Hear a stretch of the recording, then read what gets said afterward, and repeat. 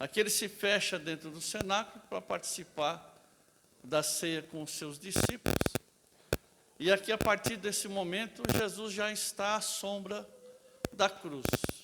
Ele agora só vai se comunicar com os seus discípulos. E nesse texto ele tem algumas coisas relativas a esse tema que o pastor Jerry lançou, porque no versículo 1, diz assim: ora, antes da festa da Páscoa, sabendo Jesus, já era chegada a sua hora de passar deste mundo para o Pai. Então, uma primeira coisa que nós aprendemos aqui, é muito interessante, porque tem duas coisas importantes nesse versículo, né? Sabendo Jesus que já era chegada a sua hora de passar deste mundo para o Pai. Nós vemos em vários momentos, inclusive um muito conhecido, no capítulo 2 de João, quando a mãe de Maria, né, mãe de Jesus, homem, né, ele veio falar a respeito do vinho e ela dizendo: não é chegada a minha hora, né? Em outros momentos, onde se pega em pedra para tirar nele, ele passa por todo mundo e ninguém consegue mais ver Jesus. Por quê? Porque não era aquele momento. Tentaram prender Jesus, mas não conseguiram. Por quê? Porque não era chegada a sua hora, né?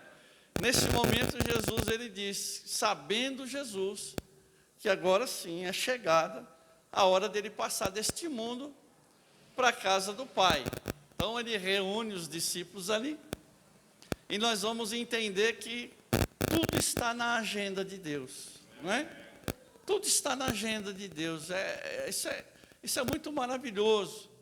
Nós entendermos que dificuldades e situações terríveis que Jesus passou, mas tudo está no controle do nosso Deus. Louvado seja o nome de Jesus. Deus, a princípio, já nos dá uma palavra, né? Deus não perde o controle da minha e nem perde o controle da tua vida. Fique em paz, fique tranquilo, fique tranquila, porque Deus está no controle de todas as coisas. Nós, às vezes, não entendemos o porquê, nem para quê, mas nós precisamos somente obedecer e crer que o Senhor está conduzindo para levar a cada um de nós para o melhor lugar. Amém, igreja? Outra coisa interessante que a Bíblia diz, né? Que ele também sabia. Isso também é muito interessante, que Jesus, aqui, ele também sabia que Judas iria traí-lo. Aqui no texto está explícito isso. E quando eu li isso, eu me lembrei de algo que eu ouvi quando eu era novo convertido. Alguém me disse que a pior fase do crente é quando ele começa a saber, é quando ele começa a enxergar, não é? Essa é a pior fase, porque quando o crente é novo convertido, ele não enxerga nada, ele não sabe nada, ele não conhece nada, não interessa quem subiu no púlpito para pregar, não interessa quem vai cantar, não interessa quem chegou, nem quem saiu, interessa é ver a glória de Deus no templo. Ele não está preocupado com quem que vai fazer, que vai deixar de fazer, o negócio dele é dar glória a Deus misturado com aleluia. Coisa mais linda é novo convertido, porque ele é cheio da graça de Deus, ele não vê coisa nenhuma, ele não vê defeito em ninguém, não sabe da vida de ninguém, não sabe quem é um, não sabe quem é o outro, mas quando o crente começa a conhecer, quando o crente começa a saber, aí é complicado. Aí ele começa a fazer distinção entre um e outro, começa a escolher quem ele quer escutar pregar, ele começa a escolher culto, ele começa a escolher trabalho, ele começa a colocar dificuldade, aquela lá, aquele ali, esse aí eu sei quem é, e ele começa a ver, começa a saber, e ele começa a agir de forma errada, começa a fazer aquilo que não deveria fazer, né? E Jesus aqui, ele nos dá um exemplo tremendo. Porque a Bíblia diz aqui que mesmo ele sabendo que Judas iria traí-lo, o texto diz aqui, no final do versículo, como havia amado os seus que estavam no mundo, amou-os até o fim. Oh glória! Mesmo sabendo que ele ia traí-lo, ele amou até o fim, não é? Um amor, o primeiro exemplo, nós estamos aqui falando de exemplos, e o primeiro exemplo que Jesus nos deixa aqui é este amor sublime, é este amor doador, é este amor que foi capaz de mover o Senhor da sua glória, para que ele viesse aqui, ser humilhado, não é? Ser afrontado, passar por tudo que ele passou, mas ele veio por amor a mim, por amor a você. A Bíblia diz que Deus amou o mundo, ele não amou a igreja, ele amou o mundo, ele amou o pecador, não é? Ele prova o seu amor para conosco, sendo que ele morreu por nós, sendo nós pecadores. Ele prova o seu amor não é da boca para fora. Deus, ele prova, é um amor que não pode ser medido, é um amor que não pode ser explicado, é um amor que dá sem esperar nada de volta. Este amor que ele nos amou, aquele que nos amou desde o princípio, ele continua nos amando até o fim. Aquele que não nos deixa de amar por conta dos nossos fracassos.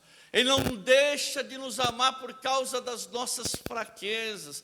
A Bíblia diz que ele conhece a nossa estrutura e sabe que nós somos pó. Por isso, ele não levou em conta as nossas iniquidades, mas ele amou o mundo para que todo aquele que nele crê não pereça, mas receba através de Cristo a vida eterna. Louvado seja o nome de Jesus. Este é o primeiro exemplo que Jesus, ele nos dá deste amor, este amor que é chamado na Bíblia de amor caridade.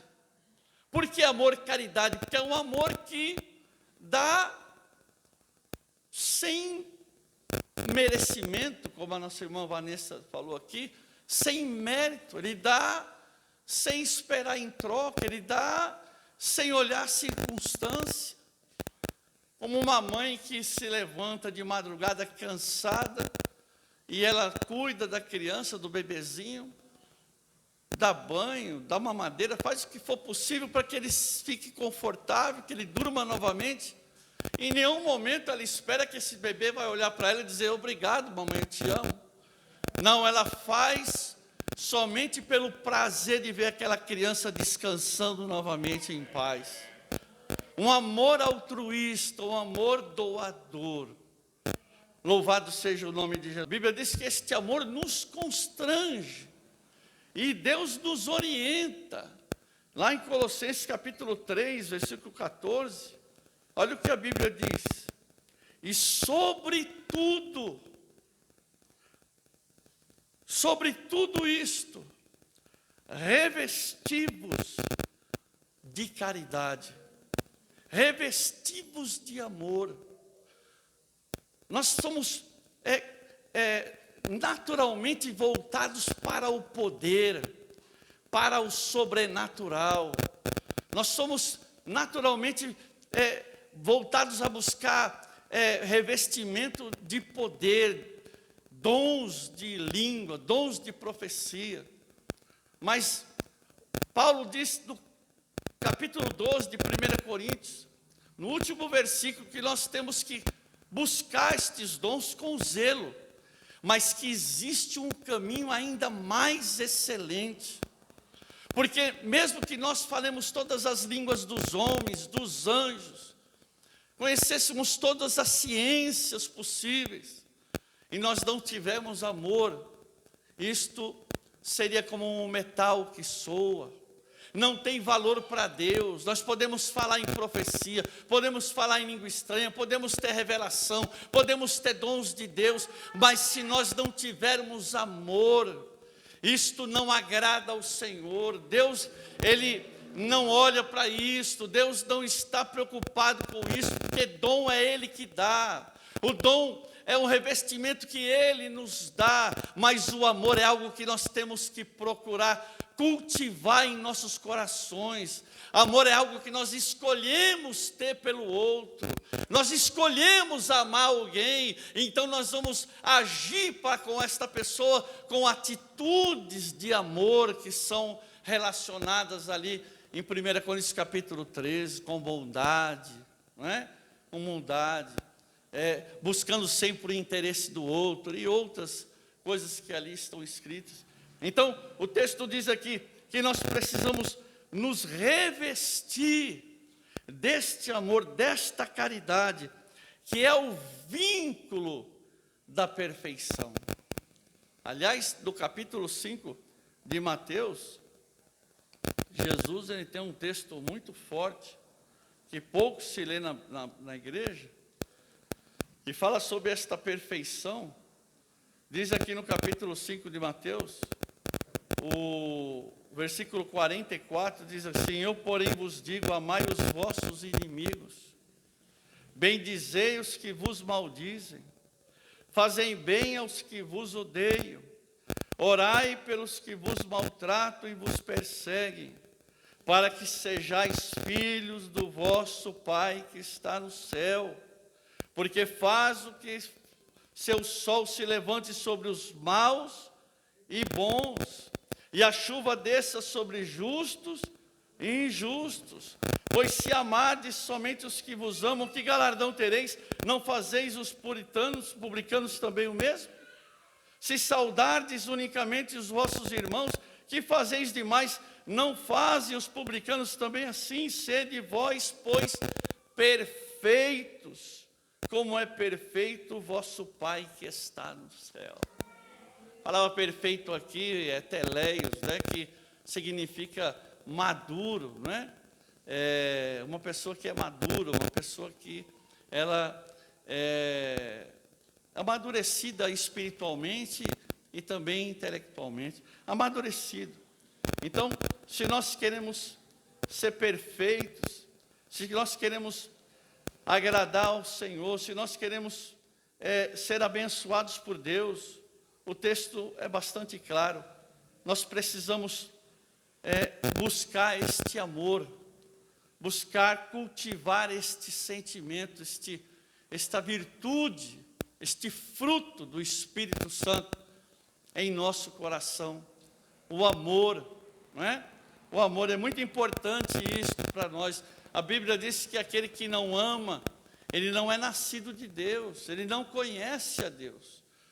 Aliás, Jesus, do capítulo 13, mesmo versículo 34, ele diz: se nós amarmos uns aos outros, assim nós seremos conhecidos como discípulos. Como conhecereis os meus discípulos? Se vocês amarem uns aos outros, assim os conhecereis. Então, nós precisamos ser conhecidos por este amor. Quando nós desprezamos esta palavra, nós ficamos vulneráveis, vulneráveis. Aqui no versículo 2 do texto que nós lemos, diz: e acabada a ceia, tendo já o diabo posto no coração de Judas Iscariotes, filho de Simão, que o traísse. Olha isso, nós vemos aqui alguém que não se deixou realmente ser dominado por este amor, alguém que andou com Jesus, alguém que dormiu com Jesus, alguém que comeu com Jesus, alguém que recebeu dons, que foi escolhido por Jesus. No capítulo 10 de Mateus, o texto diz aqui: chamando os seus 12 discípulos, deu-lhes poder sobre os espíritos imundos, para que os expulsasse, para curarem toda enfermidade e todo o mal. Os nomes deles, dos 12, eram estes: primeiro Simão, chamado Pedro, André, seu irmão, Tiago, filho de Zebedeu, João, seu irmão, Filipe, Bartolomeu, Tomé, Mateus, o publicano, Tiago, filho de Alfeu, Lebeu, apelidado Tadeu, Simão Cananeu, Judas Iscariotes, aquele que o traiu. Então, Judas, o traidor, ele recebeu o poder de Jesus para repreender demônio. Ele recebeu o poder de Jesus para operar milagres.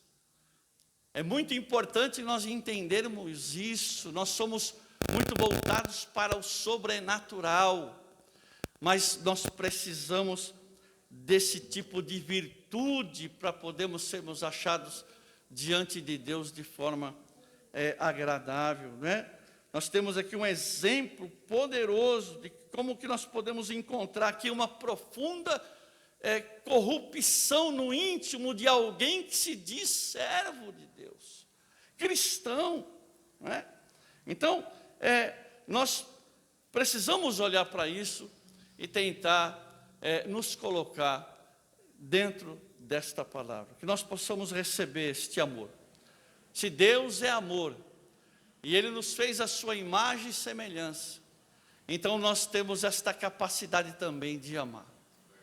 Deus, Ele é amor, e Ele nos deu esta capacidade de nós exercermos este amor. Jesus mesmo disse que nós temos que amar a Deus acima de todas as coisas, com todas as nossas forças, com toda a nossa alma, com todo o nosso coração, e ao nosso próximo como a nós mesmos, não é?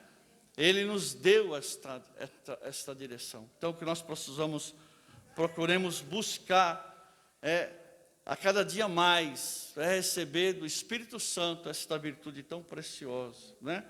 Outro exemplo que ele nos dá, aqui no versículo 5, que a Bíblia diz que ele se levantou da mesa, deitou água, ali tirou seus vestidos, tomou ali uma toalha, se cingiu de uma toalha, depois deitou água numa bacia e começou a lavar os pés dos discípulos e enxugar com aquela toalha. Era muito comum, né? Naquela época, o criado, o escravo, era um serviço de um escravo, o escravo mais humilde que tivesse. Ficar com uma toalha amarrada na cintura, com uma bacia de água, porque as ruas eram empoeiradas e as pessoas vinham com de andar naquelas ruas mesmo de sandália, os pés ficavam todos empoeirados. Então era costume de a pessoa entrar na casa e o escravo ali se abaixar, lavar os pés, enxugar com aquela toalha. E Jesus aqui ele dá um exemplo de humildade, né? Jesus dá um exemplo de humildade. Jesus dizendo: olha, vocês chamam eu de mestre e eu sou. Vocês fazem bem de chamar. E se eu sou mestre, eu fiz isso. Lavei os pés de vocês. Então vocês devem lavar os pés uns dos outros. Quer dizer, se o mestre, se o Senhor da glória, se o Deus Todo-Poderoso, o Rei dos Reis, Ele, mesmo aqui diante deste momento de maior humilhação que Ele vai passar, Ele se digna a lavar os pés de cada discípulo, inclusive daquele que o ia trair, dando este exemplo aos discípulos. Como é que nós ficamos diante de uma situação dessa? E aqui é bom salientar que aqui ele não institui aqui um rito exterior de lava-pés, como é feito em algum lugar. Não, isso aqui não é só uma simbologia. Nós não podemos aqui tomar a ceia só por tomar, porque é um símbolo de comunhão. Nós precisamos ter isto como essência no nosso coração. Nós precisamos viver esta comunhão, senão não somos dignos de tomar esta ceia. O que nos faz dignos de tomar, de participar da ceia do Senhor, é justamente o fato de nós estarmos inseridos neste corpo. E a ceia celebra esta união do corpo, e a união do corpo com a cabeça que é Cristo, nosso Deus. Então, aqui Jesus não está instituindo somente um ritual exterior de lava-pés, que alguém pode ver e achar algo que aparentemente tem uma aparência de piedade, de humildade. Não, ele está aqui dando um exemplo de intimidade, de uma humildade íntima. Está dando um exemplo de algo que está na essência do seu ser. Ele nos deu este exemplo. Ele nos deu este exemplo. Louvado seja o nome de Jesus. E ele diz aqui no texto que eu li: porque eu vos dei o exemplo. Eu vos dei o exemplo. Não é só uma teoria, não é só uma doutrina, um conceito de doutrina, não. Ele fez na prática. É algo que está conectado com a vida. Isso aqui é muito importante nós entendermos. Que estas virtudes, que estes ensinamentos que nós temos de Jesus na palavra, tem que estar conectado com a nossa vida. Não adianta nós sabermos aquilo que temos que fazer e não fazer, porque isto, nós nos caracterizamos com o inimigo e não com Deus, porque o diabo sabe aquilo que deve ser feito, mas nunca quis obedecer e fazer aquilo que Deus queria que ele fizesse. Então, quando nós estamos fazendo algo que é contrário àquilo que nós pregamos, nós estamos nos identificando com o diabo e não com Jesus. É muito importante nós entendermos isso, porque se somos crentes e não conseguimos amar o nosso próximo, se nós dissemos que somos cristãos e não conseguimos colocar em prática na nossa vida, e não estou dizendo aqui que eu sou perfeito, que eu faço tudo, não. Esta palavra primeiramente é para mim, eu preciso melhorar cada dia. Mas nós precisamos estar tentando a cada dia melhorar e conseguir alcançar estas virtudes que Deus exige de nós, né? É o exemplo. Aliás, quando se fala de exemplo, não existe um texto mais bonito do que esse texto de Filipenses, no capítulo 2. Eu amo esse texto. Está escrito no versículo 5 de Filipenses 2, está escrito assim: de sorte que haja em vós o mesmo sentimento. Não é só alguma coisa que está sendo falada, que está sendo praticada por um costume ou por uma liturgia, não. É sentimento, é algo que está na intimidade. Que haja em vós o mesmo sentimento, não é fazer porque tem que fazer como os legalistas faziam, não é fazer para alguém ver você fazendo como os legalistas faziam, não é coisa exteriorizada, é sentimento,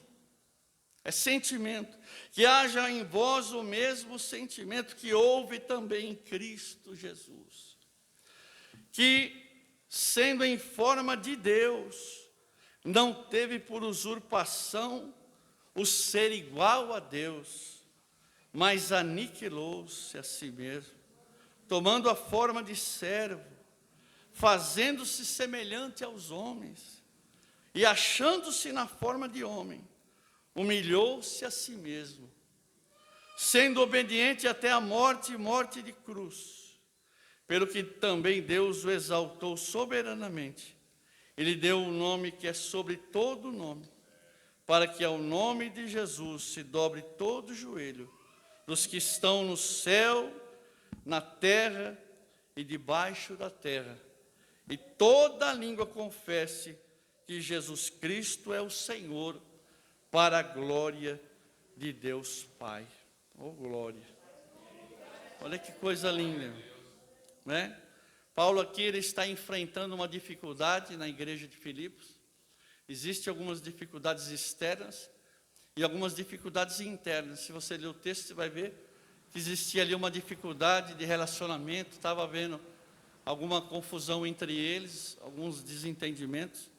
E Paulo aqui ele combate este problema, não somente trazendo aí conceitos teológicos, conceitos doutrinários, mas ele traz mais do que isso. Ele traz a eles o exemplo de Jesus, que existindo em forma de Deus, Jesus que vivia na glória, não é? João 17, versículo 5, Jesus, na oração que ele faz sacerdotal, ele disse: "Meu Pai, agora torna-me dar a glória que eu tinha contigo no começo", ou seja, ele sempre teve a glória. Colossenses 1,16 diz que nele foram feitas todas as coisas, sejam principados, sejam potestades, sejam dominações, tudo foi feito por ele e para ele, tudo é nele, por ele e para ele. É o Senhor da glória, ele é o Rei, ele é o grande Criador, ele é o grande Deus eu sou, ele é o Senhor, ele é Deus Todo-Poderoso.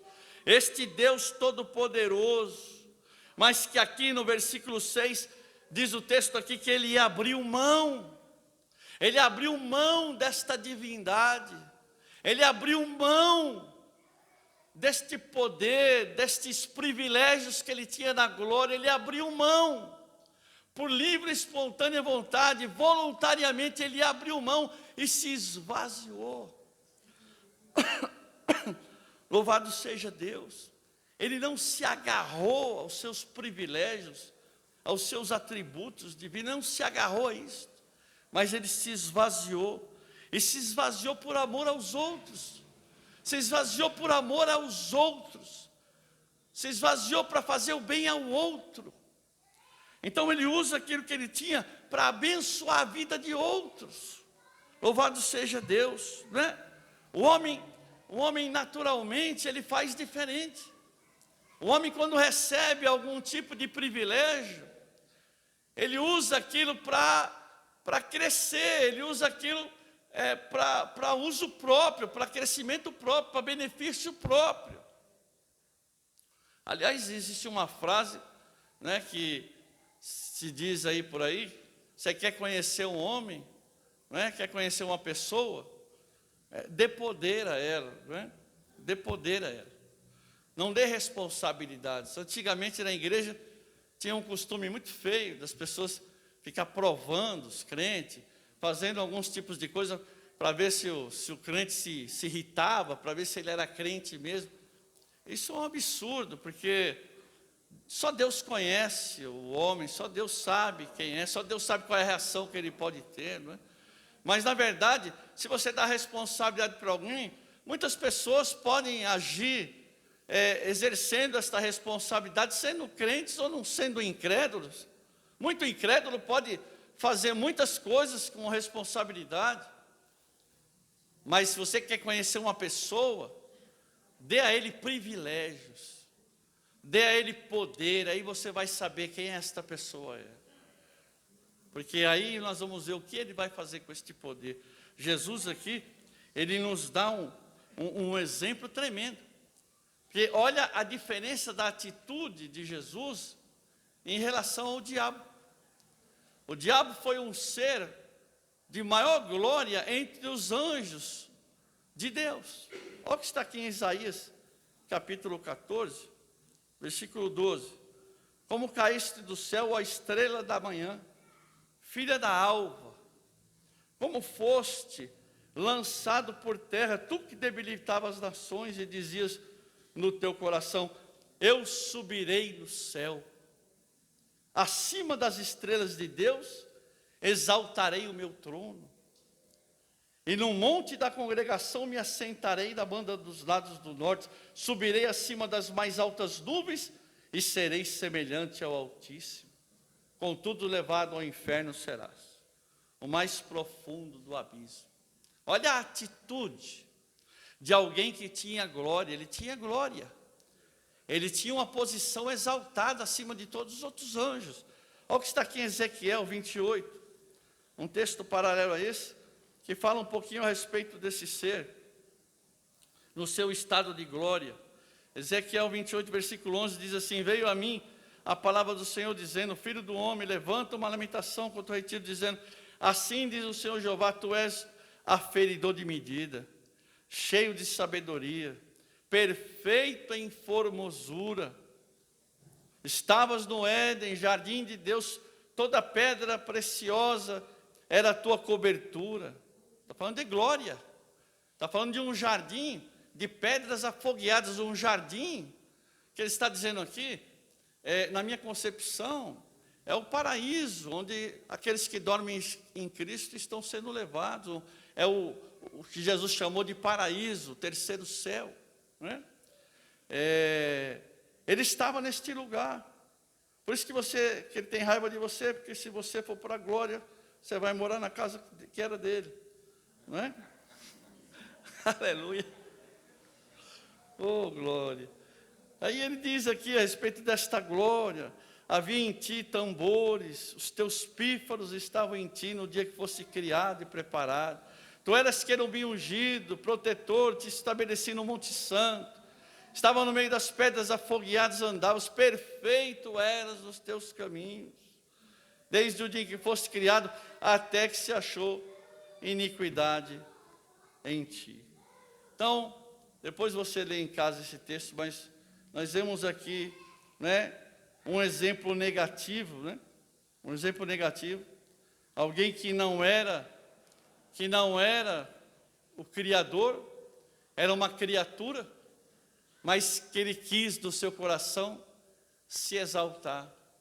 Ele quis do seu coração, usando daquela perfeição que ele recebeu, usando daqueles atributos que ele recebeu, daquela glória que ele recebeu, agora querendo usar isto para querer ser criador, para querer tomar um lugar que não era dele, né? Se deixando orgulhar, usando aquilo que ele recebeu em benefício próprio, enquanto que Jesus era o Criador, mas por livre e espontânea vontade, se fez homem, se fez servo, e se esvaziou destes atributos, destes privilégios, por causa do amor que ele teve por todos nós.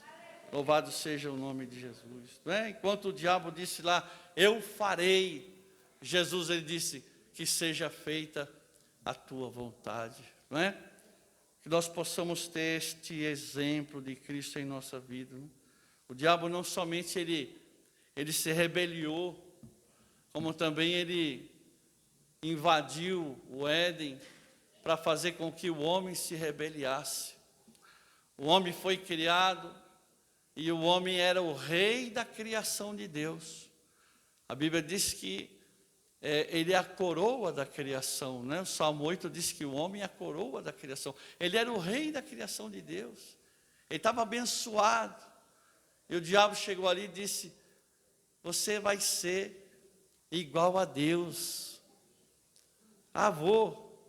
Aí foi lá e comeu daquilo que não era para comer, desobedeceu a Deus e perdeu o seu lugar. Por quê?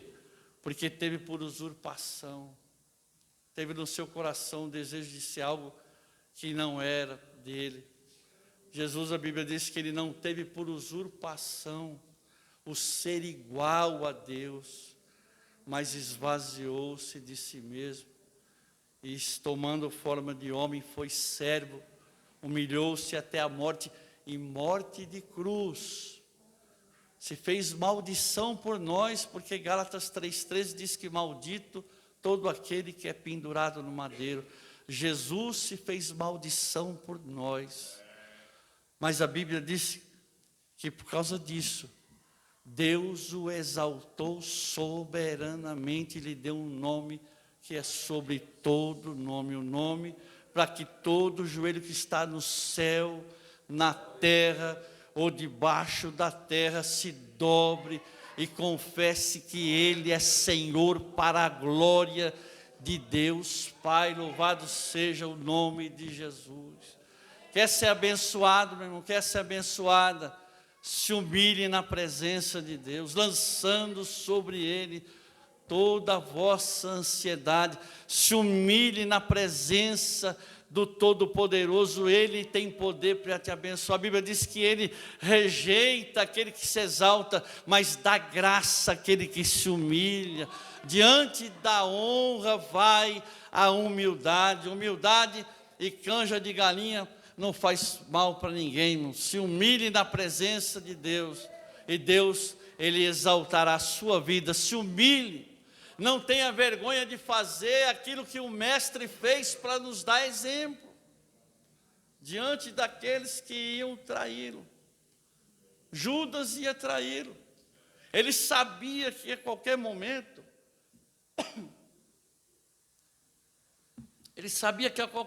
naquele grande momento onde ele estaria na maior humilhação, que ele passaria por maior dificuldade, os seus discípulos dispersariam, outros o abandonariam, deixariam ele na mão.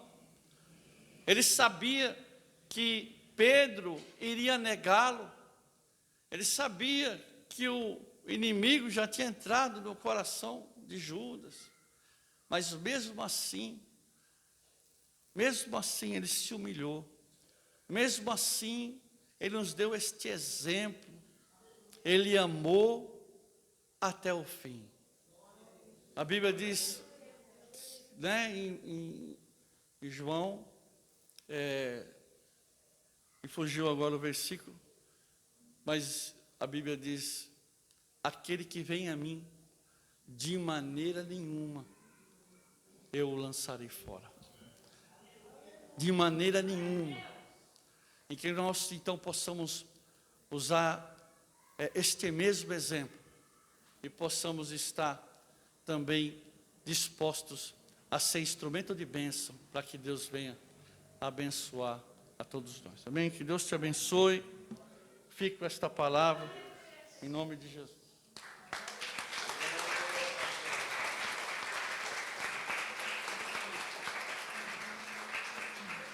Glória a Deus, glória a Deus. Diga glória.